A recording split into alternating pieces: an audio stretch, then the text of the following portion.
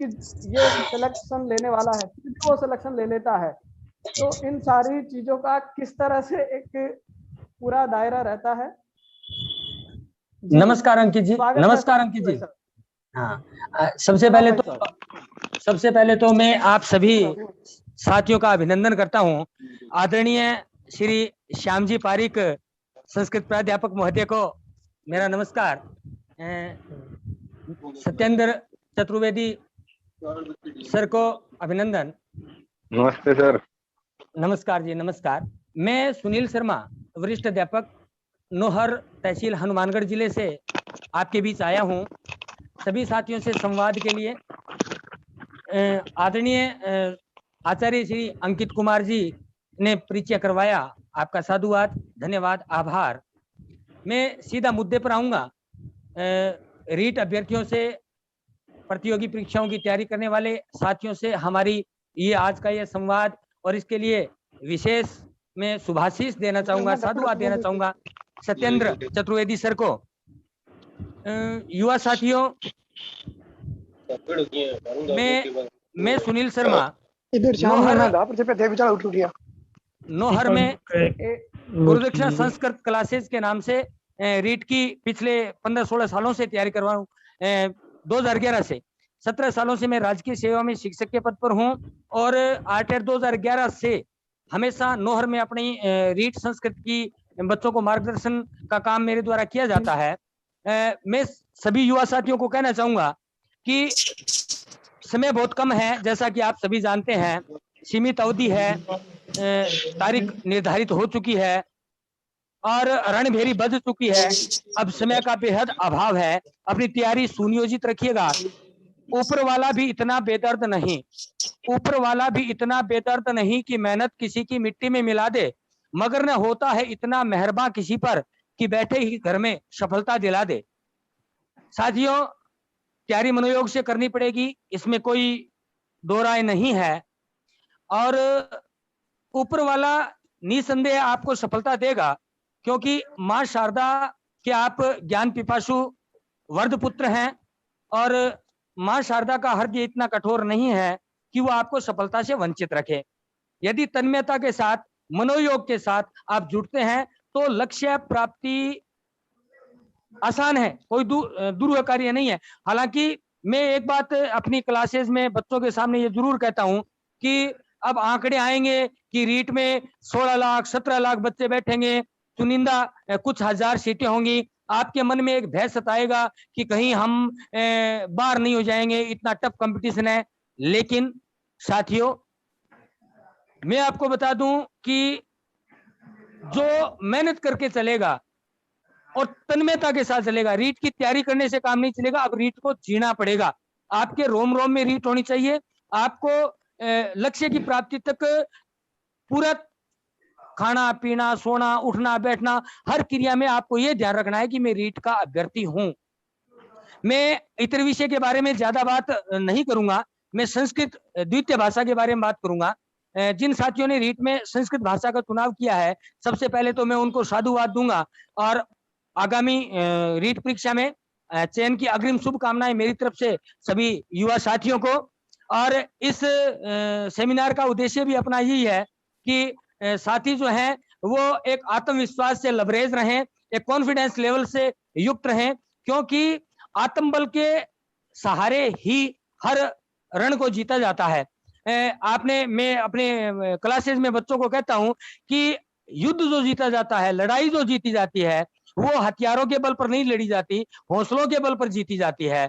हमने देखा है कि एक सामने वाला व्यक्ति हथियार लेकर के आता है, बंदूक लेकर के आता है, और उसके अपोजिट साइड वाला निहत्था आता है, लेकिन वो निहत्था आदमी उस बंदूक वाले से बंदूक छीन करके उसी की पिटाई करके उसको भगा देता है।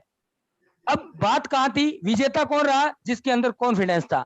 हथियारों से युद्ध नहीं जीते जाते, लड़ाई नहीं जीती जाती। इसलिए अपने आत्मबल को, अपने मनोबल को मजबूत रखिएगा, और हर पल ये ख्याल रखिएगा। और मैं तो अपने बच्चों को कहता हूं कि आप रीट अभ्यर्थी हैं, आप अपने मन में यही धारणा बनाए रखें कि ऊपर वाले ने मेरे को धरती पर अवतरित ही शिक्षक बनने के लिए किया है, हमारा जन्म ही इसी उद्देश्य के लिए हुआ है, बात खत्म, और हम अपने लक्ष्य की प्राप्ति तक जाएंगे। युद्ध हुआ करते थे। एक जमाना था, हम पढ़ते हैं इतिहास में कि पानीपत का युद्ध हुआ, त्राइन का हुआ, हल्दी घाटी का हुआ। साथियों, युद्ध आज भी होते हैं, हर रविवार को होते हैं, और वो आरपीएससी के प्रांगण में होते हैं। और उन युद्ध में कौन निकलता है? जो बुद्धि बल के सहारे। कंपटीशन के इस दौर में मेरी एक स्वरचित कविता है, उसकी चंद लाइनें मैं पेश करूंगा। इस कंपटीशन के इस दौर में मिलना लक्ष्य आसान नहीं, कंपटीशन के इस दौर में मिलना लक्ष्य आसान नहीं, बुद्धि बल के वीर टकरते होता है घमसान यही। या युद्ध होते हैं या घमासान होता है। और जो व्यक्ति अपने बुद्धि बल और कॉन्फिडेंस, दोनों चीज चाहिएंगी, दोनों चीजों के सहारे यदि वो पेपर में जाता है तो निसंदेह सफलता मिलेगी, हर हालात में मिलेगी। आप अपने कॉन्फिडेंस को जिंदा रखिएगा। और मैं एक छोटी सी बात बताना चाहता हूं, मानव इतिहास में मेरे को यदि कोई प्रेरणादायी घटना लगती है आज तक, बचपन से लेकर के, तो वो घटना है, आपने सुना होगा, कपिलवस्तु नाम की एक नगरी थी, उसमें सिद्धार्थ नाम का एक व्यक्ति था जो रात को सोते हुए अपनी पत्नी और बच्चों को छोड़ करके जंगल की तरफ चला गया। 12-13 साल का उस व्यक्ति ने ज्ञानार्जन किया। 12-13 साल के ज्ञानार्जन से सिद्धार्थ नाम का वो व्यक्ति जब वापस समाज में लौटा तो वो तथागत बुद्ध होकर के लौटा। यानी 12-13 साल के ज्ञानार्जन से एक सामान्य व्यक्ति तथागत बुद्ध हो गया। तथागत बुद्ध का मतलब होता है भगवान, ईश्वर। 12-13 साल के ज्ञानार्जन से एक सामान्य व्यक्ति भगवान की श्रेणी में आ गया। तो साथियों, आपने 15-16 साल का ज्ञानार्जन कर रखा है। आपने 15-16 साल का ज्ञानार्जन कर, आप अध्यापक ही नहीं बन पाओगे, शिक्षक ही नहीं बन पाओगे। सिंपल एंड स्वीट थ्योरी है। कॉन्फिडेंस को आप रखिएगा। और ये रीट हमारे लिए आई है। ईश्वर मौके देता है, ईश्वर साक्षात नहीं आता। ईश्वर स्वयं कभी भी धरती पर किसी भी व्यक्ति के लिए नहीं आए हैं, वो सिर्फ संसाधन देते हैं, अवसर देते हैं। और ये जो रीट है वो ईश्वर ने आपके लिए भेजी है। कॉन्फिडेंस के साथ लड़ना है, मनोयोग के साथ लड़ना है। और मैं तो अपने क्लासेस में बच्चों को कहता हूं, क्या कहता हूं, थोड़ा सा माफी चाहूंगा जो चयनित विद्यार्थी हैं उनको यदि बुरा लगे तो। मैं अपने स्टूडेंट्स को एक बात कहता हूं कि आपको जब जब मन में शंका होने लगे, क्योंकि स्वाभाविक सी बात है 16 लाख से अधिक छात्र अभ्यर्थी बैठेंगे, पेपर पता नहीं कैसा होएगा, हम हो सकता है कुछ साथी पिछली रीट में चयन न हो पाए हों तो उनको ये लगेगा कि पिछली बार भी नहीं हुआ, अब की बार होगा कि नहीं हुआ। जो फ्रेशर बच्चे हैं, जो पहली बार रीट फाइट करने जा रहे हैं, उन बच्चों को ये लगेगा कि क्या पता कैसा एग्जाम होगा। तो साथियों, मैं अपने विद्यार्थियों को एक बात नियमित रूप से क्लास में कहता हूं, और वो ये कहता हूं कि आप जब एग्जाम की तैयारी कर रहे हैं तो जो रीट का पेपर क्लोज आएगा, नजदीक आएगा, त्यों आपके दिमाग में दिन में 2-4 बार ये बात उठेगी कि 16-17 लाख अभ्यर्थी हैं, इतना टफ कंपटीशन है, हाय यदि मेरा सिलेक्शन नहीं हुआ तो क्या होगा, मेरा चयन होगा कि नहीं होगा, पेपर की तैयारी मेरी अच्छी है या बुरी है, मेरे तो कुछ याद ही नहीं रह रहा, अमुक सब्जेक्ट का मेरी तैयारी पूरी नहीं है, उसने इतनी किताबें पढ़ ली, मेरी ये किताब पढ़ी नहीं है, मार्केट में आज ऐसे प्रश्न आएंगे और जो आपके कॉन्फिडेंस लेवल को थोड़ा सा डगमगाएंगे, आपका आत्मविश्वास डोलेगा, आपके माथे पर चिंता की लकीरें आएंगी, जो स्वाभाविक है। लेकिन साथियों, जब मेरा कहना यही है कि जब आपके माथे पर चिंता की लकीरें आने लगे, जब आपके मन में रीट में चयन होने न होने का डर सताने लगे, जब आपको रीट में उमड़ती भीड़ का भय सताने लगे, और जब आपका आत्मबल डोलने लगे, कॉन्फिडेंस लेवल डाउन आने लगे, उसी समय मेरा ये मंत्र है, मैं बच्चों को ये कहता हूं, उसी समय आप आंख बंद करें 2 मिनट के लिए और लंबी लंबी 3 सांसें लें। योगाचार्य श्री आचार्य अंकित जी भाई साहब बैठे हैं, लंबी लंबी 3 सांसें लें आंख बंद करके, और उसी समय आंख बंद करके आप पिछली रीट में, गत रीट में जो आपके परिवार के, जो आपके रिलेटिव्स, रिश्तेदारी में, जो आपके समाज और मोहल्ले में जिन लोगों का चयन हुआ है, आप उनके चेहरे याद करें, उनके चेहरे याद करें, क्योंकि वो परिचित है आपके, उन परिचितों के।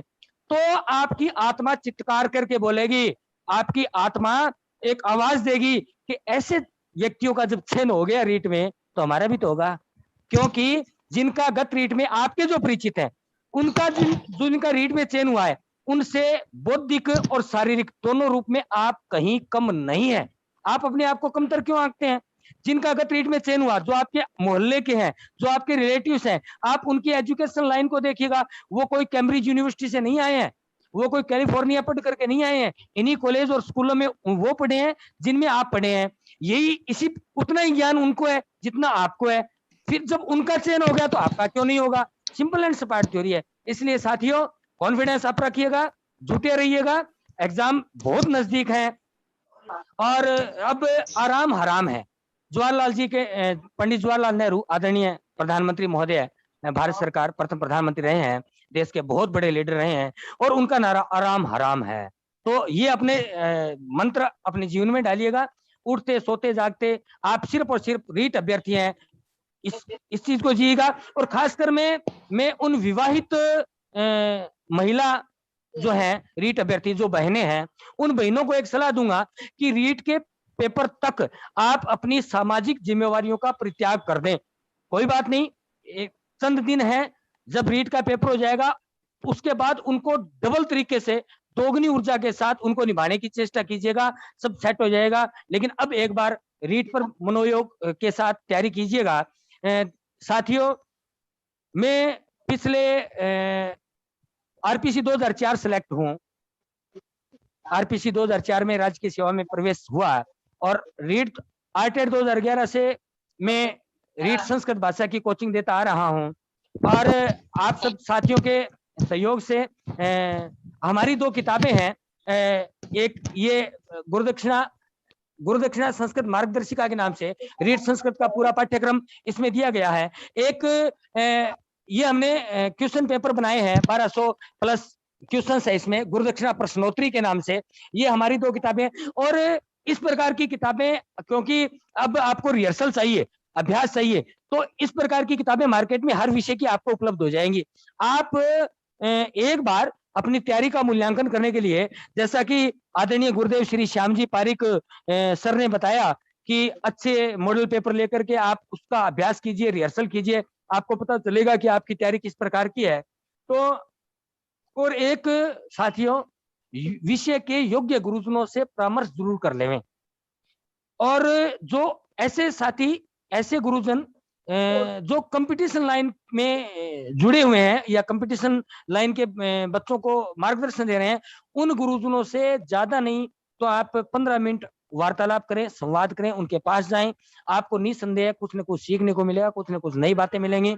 मैं हालांकि बातें बहुत हैं, कहीं ये ना हो जाएगी कि समय ज्यादा कवर अप कर रहे हैं सर, और भी शायद वक्ता हैं।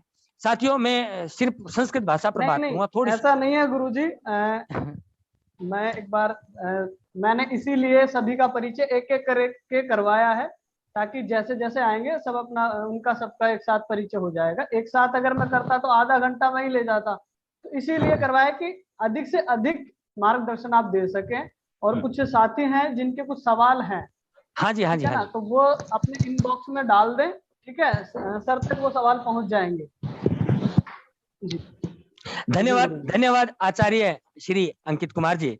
मैं बात करूं संस्कृत भाषा की, तो संस्कृत भाषा द्वितीय, आपने जो 2 लैंग्वेज लेनी होती है रीट संस्कृत में, रीट में आपने प्रथम भाषा हिंदी या अंग्रेजी का चुनाव किया हो, द्वितीय भाषा के रूप में आपने संस्कृत भाषा का चुनाव किया है, तो विषय का संस्कृत का विद्यार्थी होने के नाते कहिए, संस्कृत का शिक्षक होने के नाते कहिएगा, मैं थोड़ा सा संवाद जरूर करूंगा इस विषय को टच करके।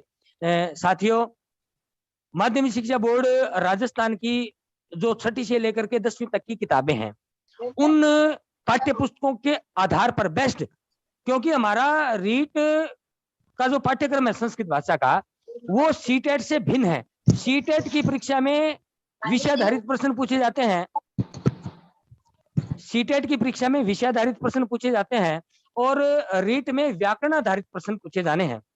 लेकिन पाठ्यक्रम की किताबें यदि आप लेकर के आते हो तो उनमें आपको उतनी सहायता नहीं मिल पाएगी। क्यों? क्योंकि पेपर आना है व्याकरण आधारित। अब एक गद्यांश आएगा एक पैराग्राफ कहिएगा, पैराग्राफ आएगा, उसमें से 7-8 प्रश्न आएंगे, लेकिन प्रश्न विषय आधारित न होकर के व्याकरण आधारित आएंगे। यानी इस शब्द में संधि कौन सी है, इस शब्द में समास कौन सा है, इस शब्द में प्रत्यय कौन सा है, इस शब्द में लिंग कौन सा है, विभक्ति कौन सी है, लकार कौन सा है, इस प्रकार के व्याकरणात्मक प्रश्न उससे पूछे जाने हैं। उसके अलावा जो प्रश्न पूछे जाएंगे वो एक पद्य से यानी श्लोक से 6-7 प्रश्न पूछे जाने हैं। बाकी शिक्षण वीडियो के बारे में प्रश्न पूछे जाने हैं। तो मैं आपको बता दूं कि आप व्याकरणात्मक जो प्रश्न पूछे जाएंगे उनका स्तर जो है, लेवल जो है, वो 10वीं तक का ही रखें। और इसके लिए गत पाठ्यक्रम में अब की बार तो उस किताब को हटा दिया गया है, शपंदना नाम की संस्कृत की पाठ्य पुस्तक है, उसके पेज नंबर 93 से लेकर के 143 तक संस्कृत व्याकरण दिया गया है, शुद्ध व्याकरण। और इतना सटीक सुंदर वर्णन है, या मैं यूं कहूं, मैं तो अपने बच्चों को कहता हूं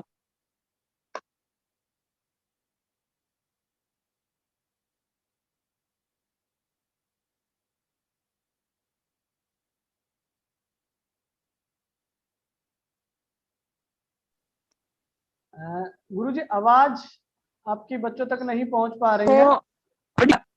उन व्याकरण के उन्हीं टॉपिकों को पढ़िएगा। आपको एहसास होगा कि रीट का पूरा पाठ्यक्रम उन पृष्ठों में दर्ज है। और मैं तो कहता हूं, मैं तो हर बार रीट से पहले चाहे आर्टेट हो, मैं तो ये दावा करता हूं कि यहां से आपको व्याकरण के सारे क्वेश्चंस मिलेंगे, 1-2 को छोड़ करके। यानी 15 में से 13% वहां से इनपुट होने हैं। साथियों, बड़ा शानदार स्टीक मैटर है, वहां से आप उस सपंदना के उन पेजों को जरूर पढ़िएगा, 10वीं के पाठ्य पुस्तक में है। मैं बात करूं शिक्षण विधियों की, तो साथियों शिक्षण विधियों के 15 प्रश्न आने हैं। उनमें भाषा शिक्षक होने के नाते अदर विषय की मैं नहीं कह सकता, क्योंकि अन्य विषयों का मेरे को ज्ञान नहीं है, और जिन विषयों का ज्ञान नहीं हो वहां आपको बोलने का अधिकार भी नहीं होता। तो मैं माफी चाहूंगा, मैं सिर्फ संस्कृत भाषा पर वार्ता करूंगा। संस्कृत भाषा में शिक्षण विधियों में आप भाषा के जो 4 कौशल हैं, LSRW जिनको आंग्ल भाषा में कहा जाता है, संस्कृत भाषा में मैं कहूं तो श्रवण कौशलम, भाषण कौशलम, पठन कौशलम और लेखन कौशलम, ये 4 कौशल होते हैं। और प्राथमिक शिक्षक के नाते आपका कक्ष में आपका उद्देश्य इतना ही होता है कि आप बालक में इन 4 कौशलों को विकसित कर दें। आपका काम इतना ही है।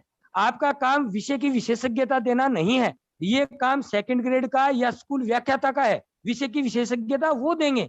आपके पास बालक आएगा, आप बालक को उस भाषा में 4 कौशल विकसित कर दीजिएगा, LSRW। इन 4 कौशलों में क्या होगा कि बालक को ध्वन्यात्मक रूप में भी सिद्धता हो जाएगी और भाषा के लिखित रूप में भी सिद्धता हो जाएगी। तो रीट परीक्षा में इन्हीं 4 कौशलों पर प्रश्न पूछे जाने होते हैं। आप रीट के बैकग्राउंड को देखिएगा, जितनी परीक्षाएं हुई हैं उनमें कौशलों से संबंधित 16 प्रश्न अब तक आए हैं। पहला कौशल कौन सा है, अंतिम कौशल कौन सा है, कौशलों का क्रम कौन सा है, वाणी के रूप में कौन सा कौशल करवाया जाता है, बोल करके कौन सा कौशल करवाया जाता है, इस प्रकार से 16 प्रश्न आए हैं। स्वाभाविक सी बात है, इस रीट में भी प्रश्न पूछे जाने हैं। अब की बार मैं दावेदारी मानता हूं कि ध्वन्यात्मक रूप के कौशल कौन से हैं। तो प्रारंभिक जो कौशल है वो ध्वन्यात्मक रूप, क्योंकि भाषा का प्रारंभिक रूप होता है। तो श्रवण कौशल और पठन भाषण कौशल, श्रवण कौशल और भाषण कौशल ध्वन्यात्मक रूप के कौशल हैं। इसके अलावा मैं बात करूं भाषा के लिखित रूप के कौशल कौन से हैं, तो पठन और लेखन, ये 2 लिखित रूप के कौशल हैं। देवियों सुनो मित्रों, इन्हीं प्रश्नों पर मैं ज्यादा वेटेज रखता हूँ, कौशलों पर ज्यादा मेरा फोकस रहता है। उसके बाद में कक्ष में इन कौशल को विकसित करने के लिए आप क्या गतिविधि करेंगे, और उसके बाद बालक में ये 4 कौशल विकसित हुए कि नहीं हुए, उनका मूल्यांकन आप कैसे करोगे। यानी श्रवण कौशल विकसित हुआ कि नहीं हुआ, इसका मूल्यांकन कैसे करोगे आप। आपको कैसा पता चलेगा कि बालक में श्रवण कौशल विकसित हुआ कि नहीं हुआ, भाषण कौशल विकसित हुआ कि नहीं हुआ, पठन कौशल और लेखन कौशल विकसित हुआ कि नहीं हुआ। यानी इनका मूल्यांकन, यानी 3 पड़ाव हो गए। पहला पड़ाव कौशल है क्या, दूसरा कौशल विकसित करने के लिए आप कक्ष में कौन सी गतिविधि करेंगे, और 3 नंबर स्टेप होगा उन कौशल का आप मूल्यांकन कैसे करोगे। तो इन्हीं बिंदुओं पर विशेष फोकस रीट में रहता है। ये रीट का ट्रैक रिकॉर्ड है। और मैं रीट को साथियों, आप जितनी तैयारी कर रहे होते हैं उससे उतनी और उससे कहीं ज्यादा जो मार्गदर्शक होते हैं विषय के, वो तन्मयता से करते हैं। और आपकी बेचैनी जितनी है उनसे ज्यादा हमारी भी है, क्योंकि हम बच्चों को विषय के बारे में बात करते हैं तो रीट के पेपर को देखने की उतनी ही बेचैनी हमारी भी रहती है। तो हम भी उनसे उतना ही जुड़े हुए होते हैं। साथियों, वीडियो के बारे में मैं यही बात करूंगा कि व्याकरण शिक्षण, गद्य शिक्षण और पद्य शिक्षण, इन 3 तत्वों, क्योंकि छठी से लेकर के 10वीं तक ये 3 तत्व मेजर तत्व हैं पाठ्य पुस्तकों में। इन 3 तत्वों की विधियां कौन कौन सी हैं और इन 4 कौशलों को विकसित करने के पड़ाव कौन से होंगे। इसके अलावा साथियों में एक समय तो ज्यादा ले रहा हूं, लेकिन फिर भी मैं एक बात और कहूंगा। वो बात ये कहूंगा कि चाहे आप किसी भी विषय के साथ रीट में जा रहे हो, साथियों कक्षा 1 से लेकर के कक्षा 8वीं तक की माध्यमिक शिक्षा बोर्ड की जो किताबें हैं, प्रत्येक विषय की किताब में पाठों से पहले एक पेज दिया हुआ होता है और वो होता है शिक्षक संदेश, यानी शिक्षक के लिए निर्देश दिए गए होते हैं। अर्थात उस विषय के शिक्षक को ये निर्देश किया जाता है राज्य सरकार या शिक्षा विभाग के द्वारा कि आपको ये पाठ्य पुस्तक कक्षा कक्ष में बच्चों को किस तरीके से पढ़ानी है या इस पाठ्य पुस्तक के निर्माण का उद्देश्य क्या है। प्रत्येक पाठ्य पुस्तक में सिर्फ एक पेज होता है, तो पहली से लेकर के 8वीं तक यानी 8 पेज, 8 पृष्ठ प्रत्येक विषय के। वो जो पृष्ठ है वो मेजर हो जाते हैं शिक्षण विधियों के मद्देनजर। प्रत्येक विषय का विद्यार्थी रीट परीक्षा में बैठने से पहले अपने विषय के कक्षा 1 से 8वीं तक की पाठ्य पुस्तकों के उस प्रथम पेज को जो शिक्षक संदेश के नाम से होता है जरूर पढ़ें। उसमें इतनी शानदार जानकारियां आपको मिलेंगी। सामग्री बहुत है और सामग्री ग्रास रूट पर मिलती है। दिक्कत क्या होती है कि दिक्कत ये होती है कि आपको सुयोग्य सुनियोजित मार्ग का पता नहीं होता और ऐसे में अभ्यर्थी जो है वो दिग्भ्रमित हो जाता है और सफलता से वंचित रह जाता है। साथियों, मेरी तरफ से पुनः आप सभी को हार्दिक शुभकामनाएं। आगामी रीट चयन की संस्कृत भाषा से संबंधित कोई भी दिक्कत हो, क्योंकि श्री सत्येंद्र जी ने मेरे को आमंत्रित किया, आचार्य श्री अंकित कुमार जी ने आमंत्रित किया, तो मैं इस ग्रुप से वे जुड़े सभी सदस्यों को मैं ये बताना चाहूंगा कि मेरे व्हाट्सएप नंबर है 88 754 18 031। आपकी कोई भी समस्या हो, आप रीट संस्कृत भाषा से संबंधित आप मेरे को व्हाट्सएप कीजिएगा। मैं ऑडियो माध्यम से आपको उसका प्रत्युत्तर हर हालत में दूंगा। संस्कृत भाषा से संबंधित कोई भी दिक्कत हो, सभी साथियों के लिए ये सुविधा रहेगी। कॉलिंग तो स्वाभाविक सी बात है क्योंकि उठा नहीं पाएंगे, स्कूल जाना होता है, लेकिन आप व्हाट्सएप मैसेज छोड़ दीजिएगा। आपकी समस्या का समाधान मेरी तरफ से सप्रमाण किया जाएगा, सप्रमाण आपको प्रूफ दिया जाएगा। हाँ, आदरणीय श्री गुरुजी, अपने कुछ विद्यार्थी हैं जो कह रहे हैं कि कुछ क्वेश्चन है। अनीता जी सैनी, बिल्कुल मैं आपको अनम्यूट कर रहा हूं मैम, तो एक बार आप सर से अपना क्वेश्चन जो आपका है वो अच्छे से पूछे सकते हैं। जी जी अनीता जी। नमस्कार सर। हाँ नमस्कार अनीता जी। सर बुक का बताइए कैसे प्राप्त होगी गुरु दक्षिणा, प्रश्नोत्तरी और मार्गदर्शिका। हाँ, अपनी ये गुरुदक्षिणा मार्गदर्शिका है, पूरा पाठ्यक्रम है रीट संस्कृत का। और ये यूं कहूं कि क्लास में रीट अभ्यर्थियों को पूरा पाठ्यक्रम जो मैं करवाता हूं वो यही होती है और बच्चों को ये दे दी जाती है। और इसी मार्गदर्शिका में माध्यमिक शिक्षा बोर्ड की संस्कृत की गत पाठ्यक्रम और वर्तमान पाठ्यक्रम और इन दोनों सेशंस के पाठ्यक्रम को सार रूप से इसमें इंक्लूड किया गया है, जोड़ा गया है रीट के मद्देनजर। और इस पूरे पाठ्यक्रम को समझाने के बाद इसमें व्याख्या है, ये थ्योरी बुक है, थ्योरी बुक कह सकते हो। और इसके बाद में ये हमारी प्रश्नोत्तरी, गुरुदक्षिणा रीट प्रश्नोत्तरी नाम से किताब है। और ये मार्केट में बाजार में हनुमानगढ़, गंगानगर और चूरू, इन 3 जिलों में ये जो पुस्तक है ये 100 रुपए में उपलब्ध रहती है।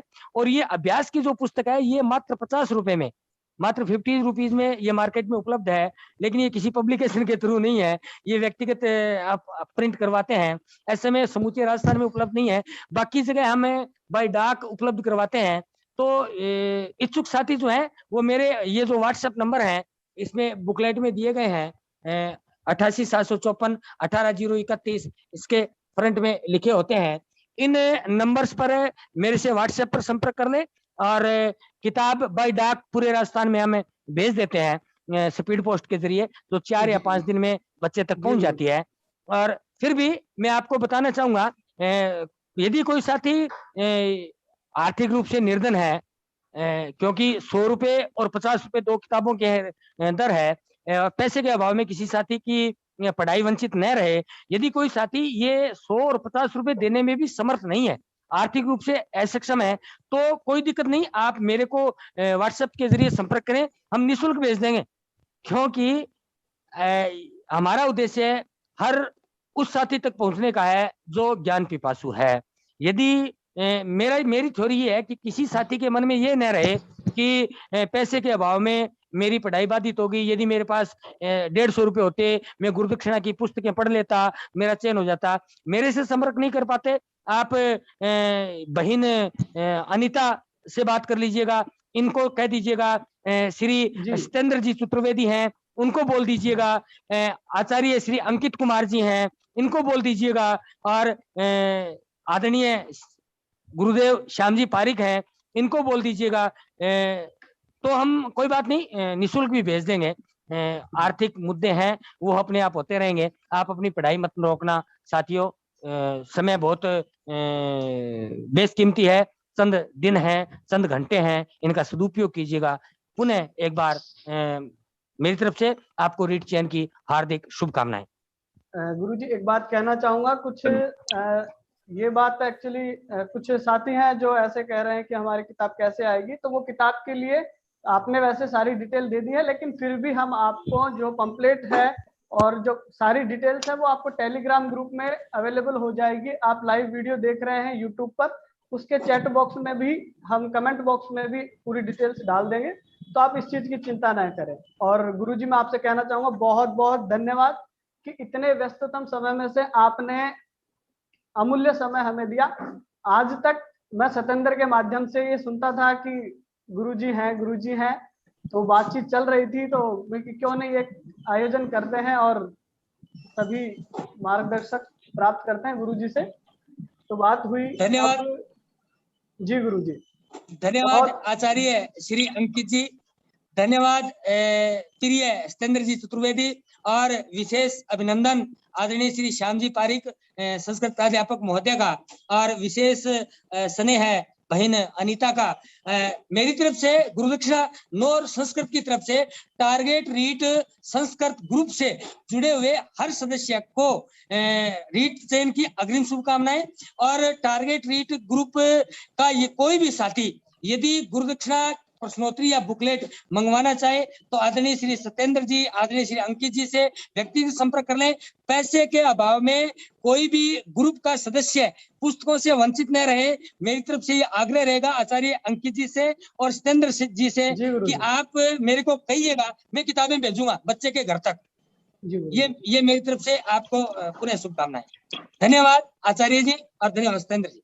धन्यवाद सर। तो कार्यक्रम की आगे बढ़ाते हैं हम इस सेमिनार को। तो हम बात कर रहे थे कि अब तीसरा नंबर मेरा खुद का ही है, मैं आप ही के बीच में से हूँ। सारे जो साथी मुझे देख रहे हैं, मैंने भी BSTC किया है और अभी आचार्य किया है और अब योग की शिक्षा ग्रहण किया है, और पिछले 3 सालों से लगातार ऑफलाइन और जो कोरोना पीरियड है उसमें ऑनलाइन बहुत अधिक प्रचलन में आ गया है, तो इसके माध्यम से मैं योग की सेवाएं दे रहा हूँ। बाकी उससे पहले मैं 2011-12 से योग के क्षेत्र से कार्यरत हूँ। केवल पहले व्यक्तिगत तौर पर मैं अभ्यास करता था, आजकल मैं सामाजिक रूप से, चाहे वो फिर 10 लोगों का हो या 50 लोगों का हो या किसी भी तरह का सामाजिक कार्यक्रम हो, उसमें मैं योग की सेवाएं देता हूँ। तो सत्येंद्र जी भाई साहब ने मेरे को बताया कि अंकित जी आप ये काम कर रहे हैं, तो क्यों नहीं अगर हम इस आयोजन में ये बात करें कि पढ़ाई के दौरान लगभग 2 घंटे 1 घंटे बैठने के बाद 3-4 घंटे बैठने के बाद थोड़ी बोरियत सी महसूस होने लगती है। और स्वाभाविक सी बात है, जो 2 काम है मेहनत के, एक अध्ययन करना, दूसरा अपने जीवन में किसी भी चीज को उतारना। तो अध्ययन और योग दोनों एक ऐसी चीज है कि अगर हम उसे दिल से नहीं करते हैं तो बोरियत ही होती है। ठीक है, तो पढ़ते पढ़ते अगर आपका सर भारी हो जाए, ठीक है, तो उसके लिए क्या करना है। और अभी चारों तरफ एक तनाव का माहौल है, कोरोना वाला माहौल है, आप कहीं आ जा नहीं सकते, ठीक है ना, बहुत सारी बातें हैं, बहुत सारा तनाव रहता है। ऊपर से ये नकारात्मक चीजें और हैं कि परीक्षा अब नहीं होगी, बाद में होगी। मैंने ऐसे अपने साथियों को भी खोया है